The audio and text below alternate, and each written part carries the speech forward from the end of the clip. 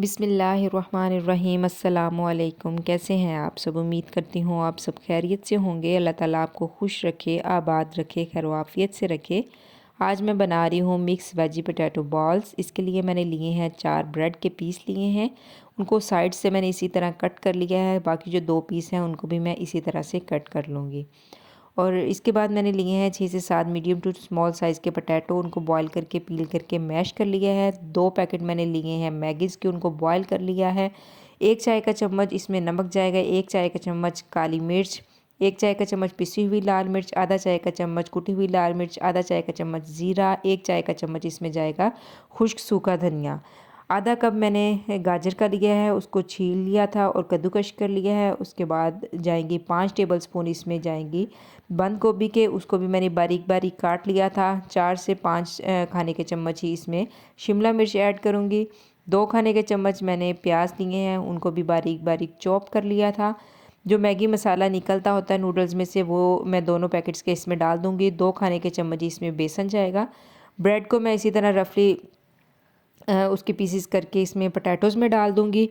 और उसके बाद जितनी भी हमारी सारी चीज़ें हैं वो इसमें आहिस्ता आहिस्ता करके डालेंगे। इसके बाद ब्रेड मैंने डाल दिया। अब इसमें मैं डालूँगी नूडल्स को, जो हमारी मैगीज़ हैं उनको इसमें ऐड करते हैं। तो आप इस रेसिपी को ज़रूर ट्राई करें, ये बहुत ही मज़े की और बहुत ही हेल्दी बनती है। आप इसे इवनिंग में बनाएं, बच्चों को बना के दें, ये बच्चे भी बहुत शौक़ से खाएंगे क्योंकि इस पे वेजिटेबल्स हैं तो वो बहुत ही हेल्दी हैं। तो अब मैंने गाजर को भी ऐड कर दिया है। बाकी सारी चीज़ें प्याज और मैगी मसाला, बेसन और जितने भी ड्राई मसाले हैं वो मैं इसमें ऐड कर दूंगी। उसके बाद इसको हमने हाथों की मदद से इतने अच्छे तरीके से मिक्स करना है ताकि जितने भी हमारे मसाले या चीज़ें हैं वो एक दूसरे के साथ बिल्कुल अच्छे तरीके से मिक्स हो जाए।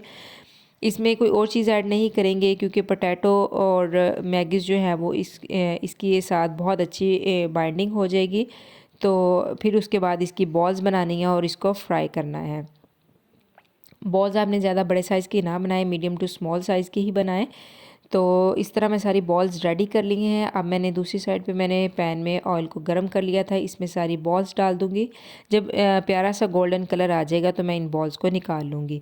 कुछ मैंने सिंपल इसी तरह फ्राई की थी, कुछ मैंने स्लेरी बना ली थी मैदे की, तो उसमें डिप करके मैंने बनाए थे। आप बेसन की कोटिंग करना चाहें या एग की करना चाहें वो आप पे डिपेंड करता है, लेकिन ये बहुत ही मज़े के बनते हैं।